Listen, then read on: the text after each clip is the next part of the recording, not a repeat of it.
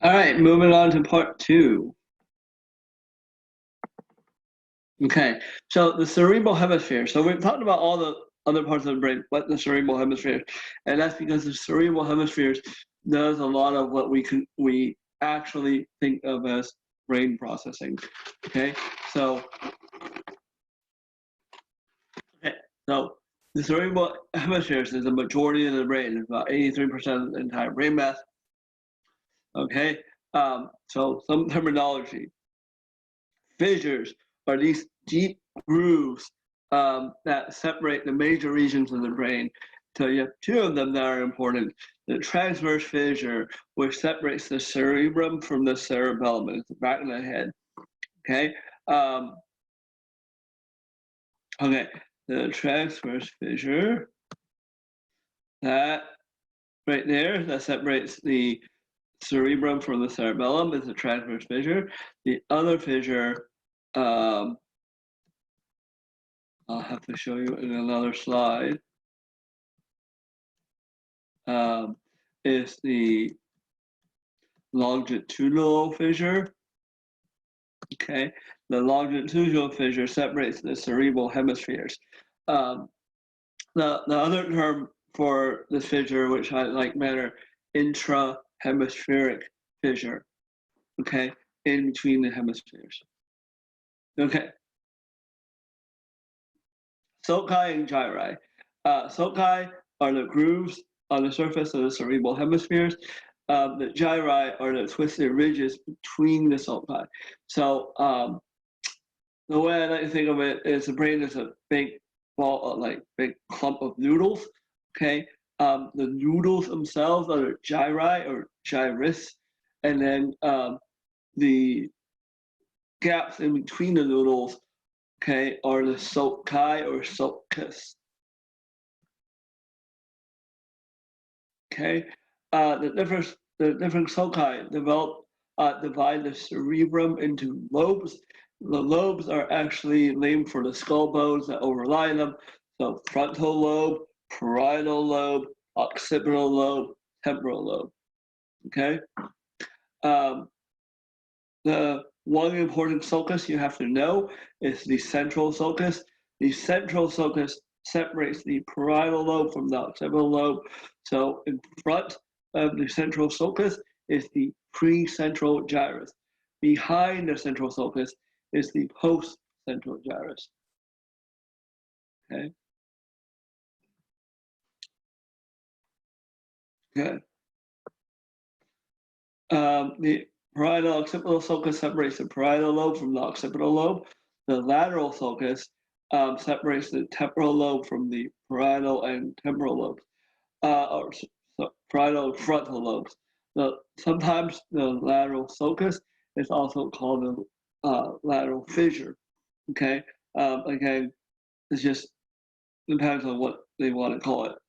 Okay, the last lobe is the insula. The insula is the lobe that's deep to everything, and the only way you can reach it is to pry open that thing right there. Okay. Yeah. Okay. The cerebral cortex is the home of our conscious mind. It allows us to be aware of ourselves and our sensations. It's what makes you like who you are. Okay. The ability to communicate, remember, understand. Okay. The cortex is made out of gray matter. So again, gray matter is the cell bodies, dendrites, and short axons. So they're the cell bodies. Okay, the white matter is just pathways for the brain to travel. Okay, the folds in cortex increase the surface area dramatically, and that allows you to put more neurons on. Okay. All right. The functional regions of the cerebral cortex were traditionally studied in brain injured people and animals. For those of you guys who took psychology, I'm sure the name Phineas Gage comes to mind. Okay. Phineas Gage was a guy who had basically had a steel rod shot through his brain, and while he lived, his personality entirely changed. Okay. Okay. And that's new.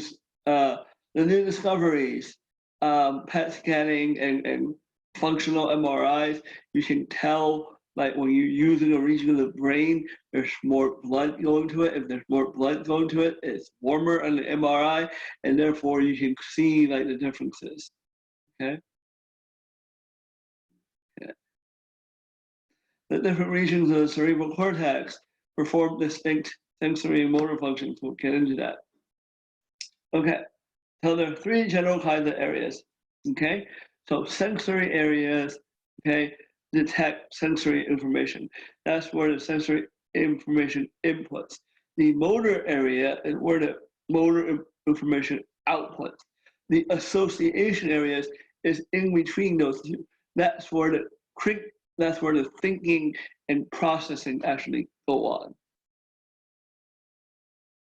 Okay, so for each sensory area, okay, there is a primary sensory cortex. Okay, so each primary sensory cortex has an association area that processes the sensory information. Okay, like for example, vision, okay, is the most major sense. So I have a primary visual cortex. It's in the back of my skull right here. Okay, right next to that is an area called the visual association area. So the visual cortex, okay, allows me to see things. The visual association area allows me to understand what the hell I'm seeing. Okay. The multi-module association areas combine things like sound, sight, smells into a complete context for you. Okay. Okay. The motor cortex plans and initiates the voluntary functions. Okay. The way it works. So sensory information, primary sensory cortex, that tells you, for example, what you're seeing. The sensory association area tells you you're seeing something, like tells you what you're seeing. The multi-module association areas add what you see, what you smell, and what you touch. And then you put all that together, you come up with a motor plan to react, and then you act. Okay.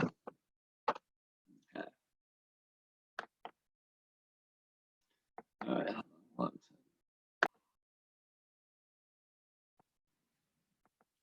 Okay, so you can see the different areas here. Okay.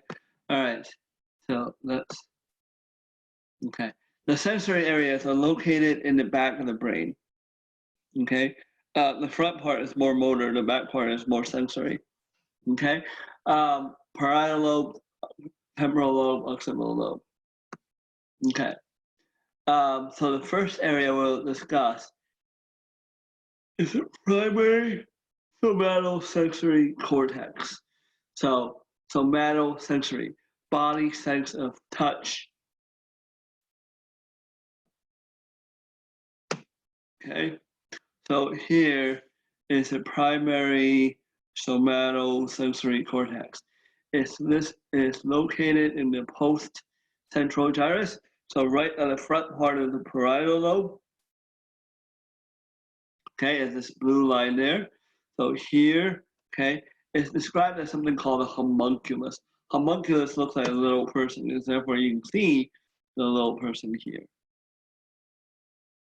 Okay, this little person has a really large foot, really large hands, incredibly big face, etc.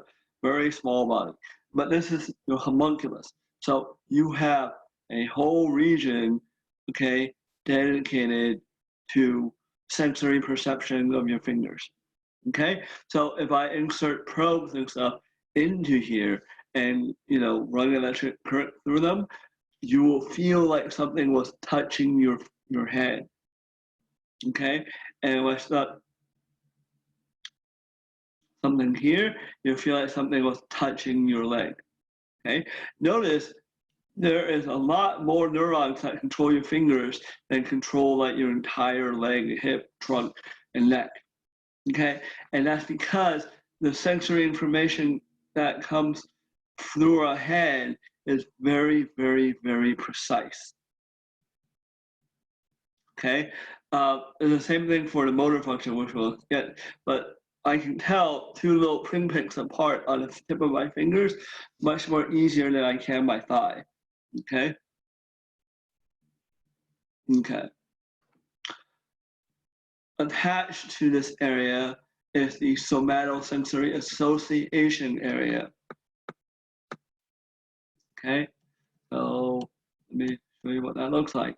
Okay. So primary somatosensory cortex is right here.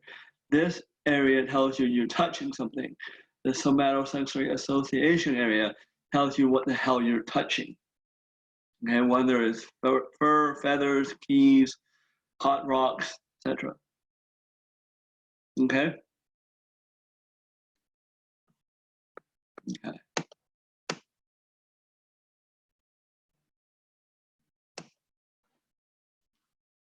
Okay, next area, primary visual cortex.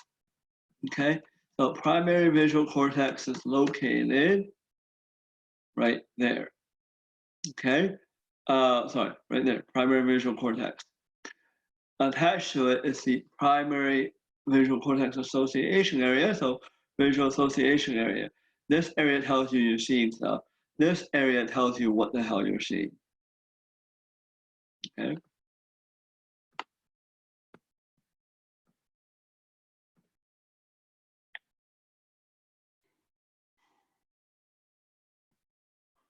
Okay, these two areas, okay, the primary visual cortex and the somatosensory cortex work on contralateral things.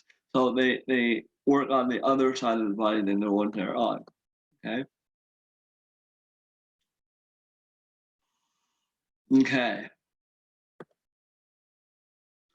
Primary audio cortex, auditory cortex, is on the superior edge of the temporal lobe. So let's look at where that is. Okay. This is the primary auditory cortex. That right there is the auditory association area. This tells you your hearing stuff. This tells you what you're hearing. Okay. Okay. Okay. It lies in the center of this area called Wernicke's area. Wernicke's area is really important. So let's go over that right now. Okay. Wernicke's area. This is Wernicke's area. Okay. It's associated with, it's one of two areas associated with speech. Okay.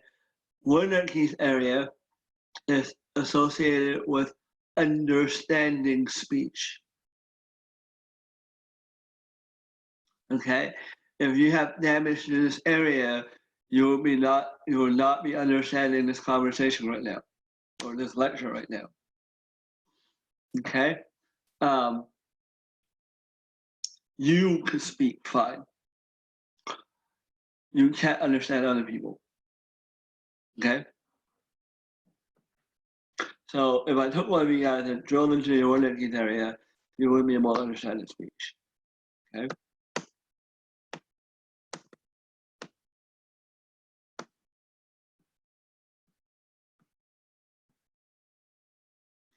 All right. Gustatory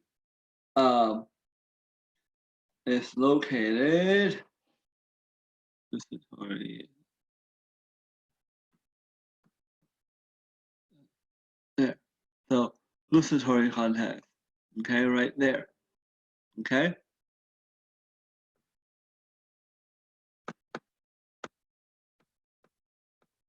All right. Taste doesn't really have that much role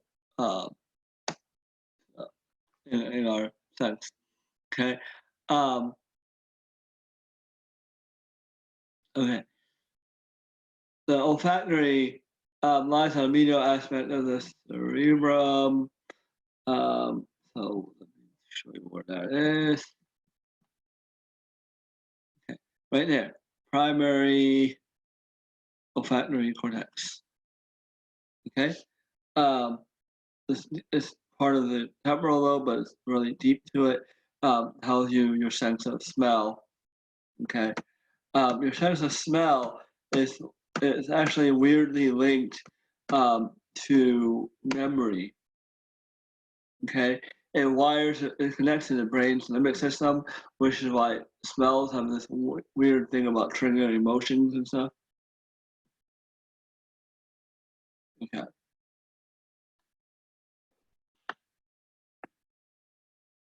The visceral sensory is attached to the insular lobe. Okay, you don't have to that. Okay. The motor areas. Okay, the motor areas control motor function.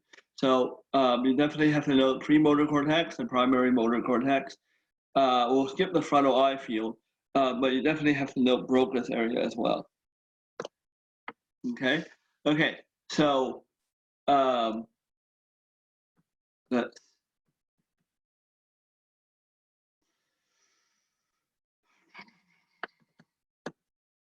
Okay. Let's talk about the motor cortex first. Okay, so the precentral gyrus is also known as the motor cortex. So the red stripe, is the part of your body that actually controls movement. Okay, so if I put probes in your finger there, you can actually move. Okay, I can actually control your head. So that used to be what was done. So you know, we have a lot of soldiers who lose limbs. And what they used to do was they used to put in probes in the brain and use that to control like remote control arms and stuff. And that's pretty cool. But now we actually have more complicated brain maps or don't have to actually physically drill into the brain. Because for one, drilling into the brain increases the risk of infection of the brain. Two, that wire actually corrodes, is sitting in brain juice. So what they do now is actually be able to become really sensitive to the electricity coming off the brain and detect that directly through the skull, so without drilling into the brain. Okay, so now you can control things. Okay, okay. This is the motor cortex. In front of the motor cortex, okay, this red stripe is the motor cortex. It's called the premotor cortex. The premotor cortex does the planning of the movement. If I was trying to throw a baseball really hard, okay, like spring training, I would have to use my hips, my legs, okay, my elbow, my wrist, my fingers, and not just all of them. I have to use all of them in a coordinated, executable movement.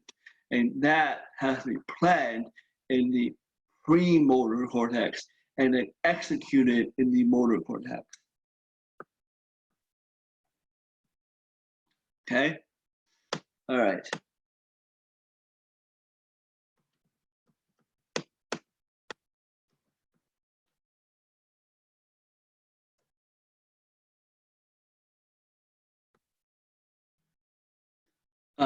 So the motor area controls the motor, has a motor cortex, okay, and that is precentral gyrus.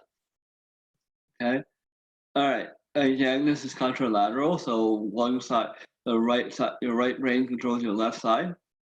Okay. Okay. So these are different from one another. They're very similar, but they're different. Okay. This is the sensory cortex. This is the motor cortex.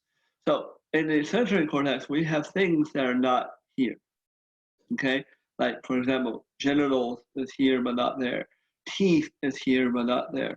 Okay. And the reason is there are things you can sense with those areas that you can't actually move. Like for example, I can sense my teeth, right? If you get kicked in the teeth, it hurts like a lot, but you can't actually move them. Okay, we'll skip the frontal eye field. Okay, Broca's area is located in the left cerebral hemisphere. It manages speech production. Okay, it allows you to speak. Damage to your Broca's area will not allow you to speak properly. So the way I think about it, Broca's area is in the frontal lobe. Frontal lobe is motor function. Motor function is the actual moving part of speech.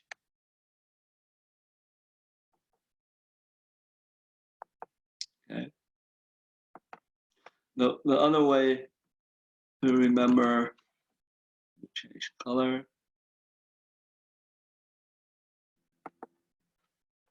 Broca's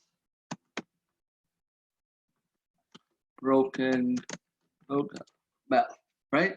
So so your left cerebral hemisphere controls your speech production. This is only true most of the time, not all of the time.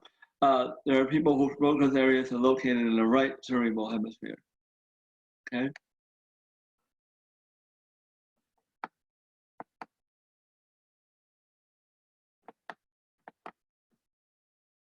Okay. Multi-module association areas. Okay. So we'll explain all this a little bit. So the posterior association area, okay, has is the left cerebral cortex again. Wernicke's area functions as speech comprehension, okay. Also, the coordination of auditory and visual aspects of language, so reading as well. Okay, so damage to Wernicke's area will also damage your ability to read words. Okay. Initiation or word articulation, the recognition of sound sequences, stuff like that. Okay. Okay, the right cerebral hemisphere acts in creative interpretation of words, emotional overtones of speech. Okay. Okay. The other big thing is the anterior association area. This is the prefrontal cortex. This is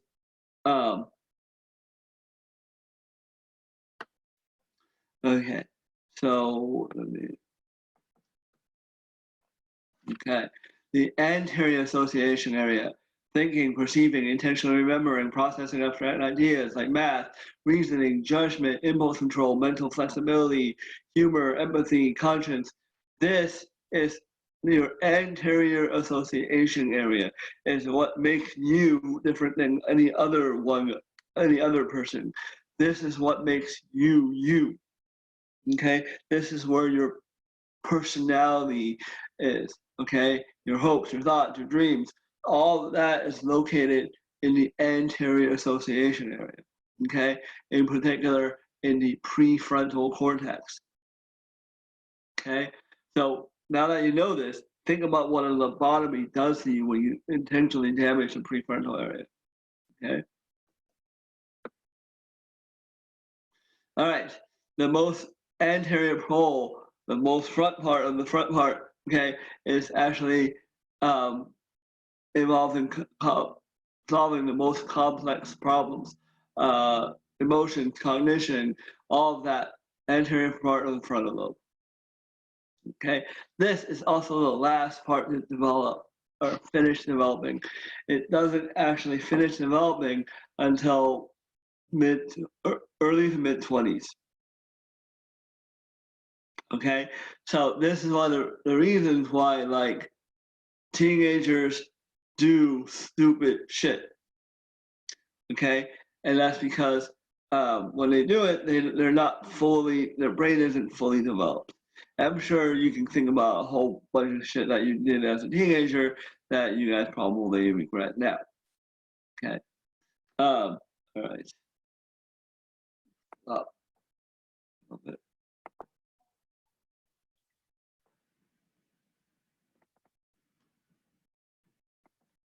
Okay. So the last part, the anterior association area has also like a little storage area, like it's the working memory area. So it's like the RAM instead of the ROM. Okay. So this is where we short-term process information. Okay. All right. The limbic association areas. The limbic association area, you don't have to know where it is. You have to know what it does. Okay. The limbic association area is one of the more primitive parts of the brain. It deals with emotions and stuff, okay, and especially pain.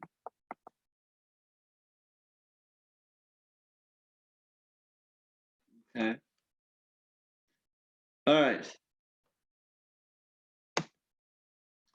Um, while we were talking about this, so I left this slide and I love leaving this slide thing. So I used to think left cerebral hemisphere dominant people, so right-handed people, had more language abilities, math and logic, while the lefties among us have more spatial visual skills. They're better at social cues like reading facial expressions, having more intuition, motion. They have more art skills. So like a great number of composers and artists were lefties and stuff like that. But they actually did a really comprehensive study after this thing was published and showed that this wasn't actually true. All right, so cerebral white matter, okay? The cerebral white matter, okay, white matter communicates. White matter is all axons and stuff, okay?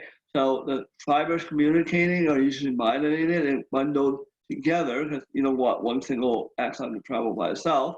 They're bundled into tracks, okay? Tracks are like nerves, but they don't have the connective tissue because they're traveling inside the brain. Okay, there's two types of tracks: commissures and association fibers. Commissures cross from one side to the other. Okay, association fibers cross front to back through the semihemisphere. Okay, the only one of these that you have to be aware of is this big, huge one called the corpus callosum. Okay, it is this big green bundle right here that travels left side to the right side of the brain. Okay.